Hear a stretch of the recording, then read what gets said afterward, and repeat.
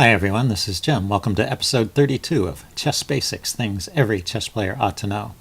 Today we're going to wrap up our coverage of the Italian game and the two knights defense in particular by looking at some interesting and highly tactical sidelines in the two knights defense.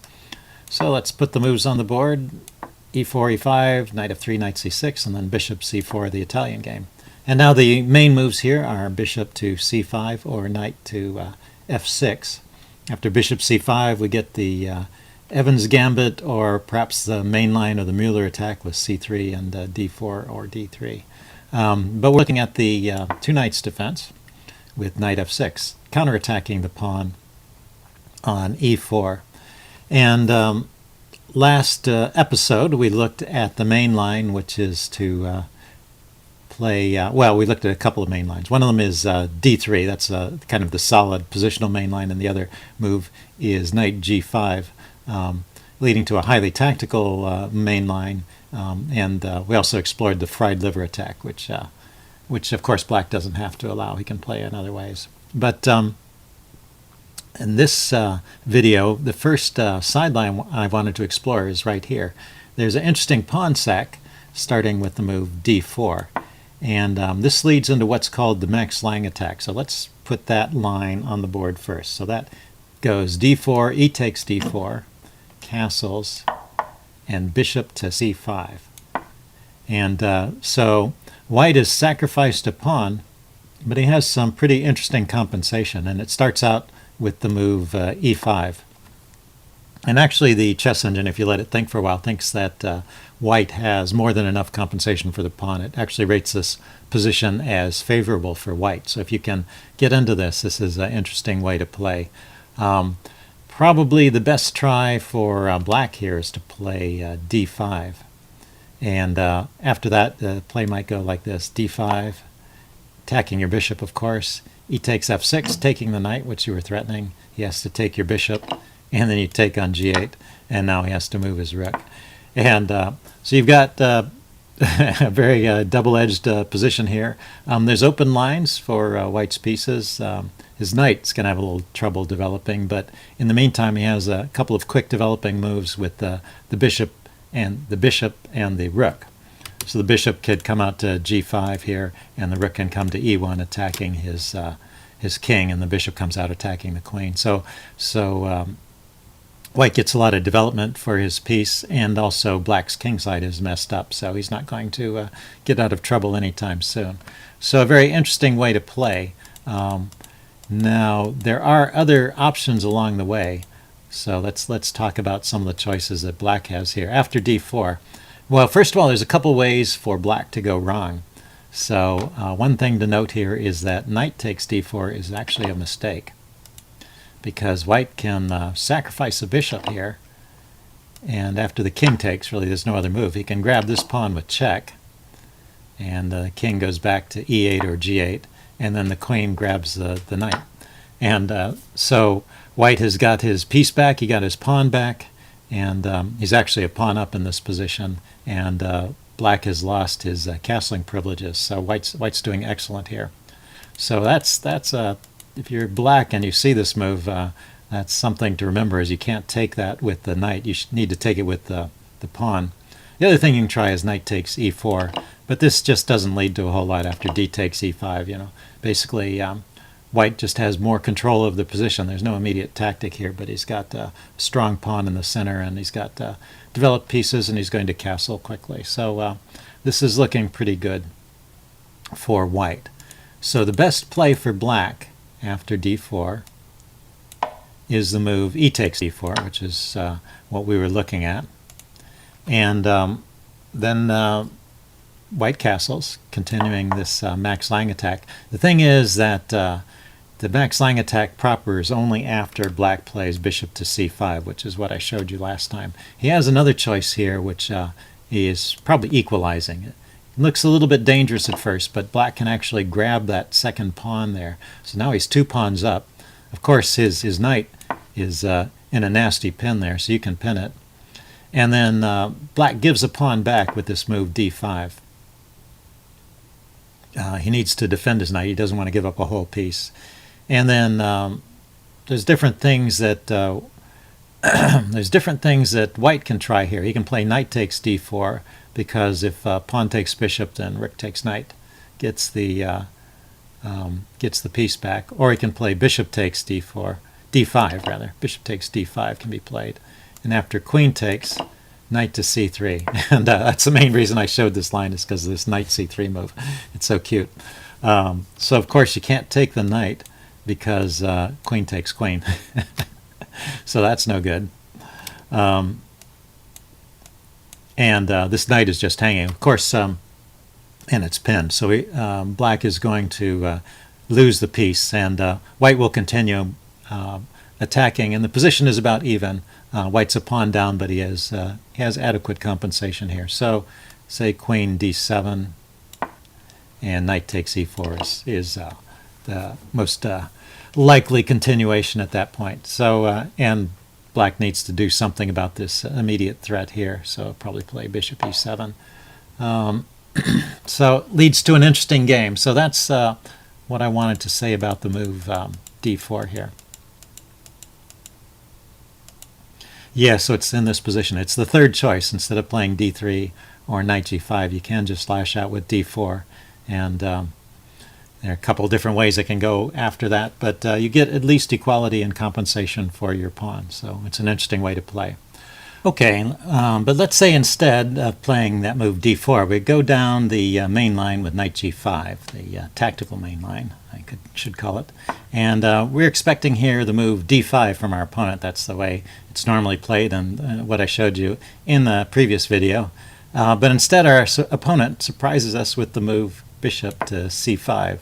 This is called the Traxler or the Wilkes-Barre variation, and leads to some really sharp and tactical play. Now, of course, he's left this pawn undefended, so you can just take it, and you probably should. I recommend taking with the bishop. So let's first of all take a look at what can happen if you grab that with the knight. It looks like this is a strong move, because you're attacking the queen, you're attacking the rook. But black throws in this move bishop takes f2 check. And now if you take that bishop, you actually get into a bit of trouble here. Bishop takes, knight takes e4 check. Black gets his pieces into the game with tempo, and you need to hide out with your king somewhere. Probably king g1 is the safest square, and then the queen comes charging in with queen h4, threatening mate on f2. And if you block with g3, he just sacks the knight there, and you're completely exposed, and black has excellent development, and can even castle here and get his rook on the f-file to join in the attack. So this is a very dangerous way to play, and the chess engine, after it settles down, thinks this position is about even, but it's a very tricky way to play. So I don't recommend that. If you are going to play this knight takes line, probably the best way to play it is after bishop takes f2 to move your king to f1 and just hang out there and try to survive the attack. Black has to move his queen because it's under attack, and you grab the rook in the corner. And then I think bishop to b6 is the most common move here. He just gets his bishop out of trouble, because at some point you are going to threaten to take it. And but it's got a great position there where it's preventing your king from hiding away on g1, and black can probably round up this knight, and he can get his other pieces into the attack very quickly, as knights can jump in here. So again, this is a very tricky way to play, although if you can find all the best moves, you can survive this attack and have a slight advantage. It's just I don't recommend it. It's a simpler way to play if your opponent surprises you with this move, bishop to c5. It's simpler to take with the bishop here and force his king to move. That destroys his castling privileges. His king can go to e7 or f8. If it goes to e7, you can retreat your bishop. It can even go to d5, which is an interesting square. You can defend the pawn on e4, and also maybe you can exchange the bishop for the knight if you need to save that piece sometime. So that's good, but you have to be careful, because if the king goes to f8, the bishop to d5 there is not a good move anymore, because now he has knight takes, and the problem is the queen is attacking your knight. So you take, queen takes, and now you're attacking his knight, but he's attacking on g2, so takes, rook here, and he grabs the pawn. And he's maintained material equality here. If you look at 2 rooks and 2 pieces for both sides, the queens and the pawns, and your pieces are all here on the back row. Your king is not castling, and you're in big trouble, basically. So that's not a particularly good way to play. So if the king goes to f8, you probably want to retreat the bishop somewhere else, maybe c4 or b3. Just get the bishop out there, and also renew the threat of knight f7. That might come in handy. And this is an advantage to white. It still is going to take some maneuvering to survive the attack here, but white is better, and so you should be able to play this line. So that's what I recommend against the Traxler. So yeah, let's play through this again. e4, e5, knight f3, knight c6, bishop c4, knight f6, counterattacking the 2 knights defense. Knight g5, the main line, that's what we're looking at, and that was bishop c5. So I wanted to look at, and that's called the Traxler or Wilkes-Barre variation. What I wanted to look at lastly in this video was a couple of sidelines that follow after d5 ed, which is the main move here, and the main line in the this knight g5 variation. So what we looked at in the first video was the move knight a5, a very logical move, counterattacking the bishop. But black has a couple of very tricky alternative tries here, and the first one is this move b5. And what you need to know about this move b5 is it's not particularly good to take that pawn, because he's got the move queen takes d5, and this comes as a double attack. You're attacking the bishop and you're attacking the pawn here. And probably the best way to play this is to take the knight, and queen takes, and this position is actually black has achieved equality here. So you're playing for an advantage. You don't want to settle for that. So after the move b5, the best move is this very funny move, bishop to f1. Just retreat the bishop, defend this pawn g2 in advance. He can grab on d5 now, but now you can play the move knight c3, double attacking his queen and the pawn on b5, and you're going to round up that pawn and maintain a slight advantage here. So slight edge for white here. That's what you're going for. So that's okay. You don't really need to be afraid of that move. You just got to remember to play the bishop to f1 first, and then knight to c3. Okay, and there's one other tricky try here after e takes d5. Instead of going to a5 with the knight, he can play the move knight to d4. And this move is pretty interesting. And this knight is a hazard here. You really need to chase it away. He's going to continue developing with his bishops and bring his other knight in, and you can get mobbed by a swarm of small pieces here, minor pieces if you're not careful. So the move to play here is c3, immediately going after that knight. And he can just retreat to f5 here, and this is okay. You can castle or play d4 and get a decent position. Slight edge for white. But he has another try here, which is he can throw in the move b5 again, now supported by the knight.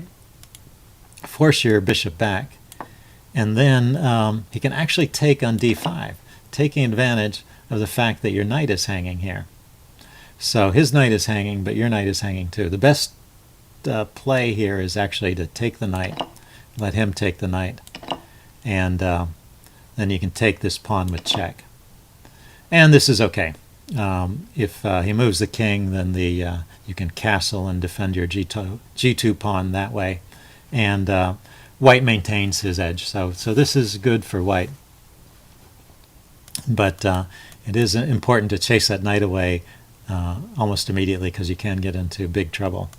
So those are the tricks you need to know. If b5, retreat the bishop to f1. If knight d4, play c3 and try and chase that knight away. Okay, and armed with this knowledge, you should be able to play against the two knights defense. So anyway, I've had a lot of fun playing the Italian game. I've faced all these variations, which is why I wanted to include them. So I've learned some of these things by experience over the board. And so they do show up in practice, so they're useful to know if you want to try out. And so you can get a good game, and always one that's interesting and entertaining. So hope you guys enjoyed this. Leave any comments you have on the section below, and check out the next Chess Basics video. See you then. Bye.